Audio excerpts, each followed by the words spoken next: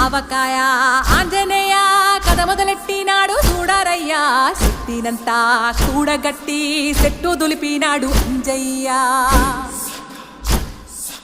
ఎర్ర ఛాయ కోతి అవతార వెంటమాయ కత్తి సేత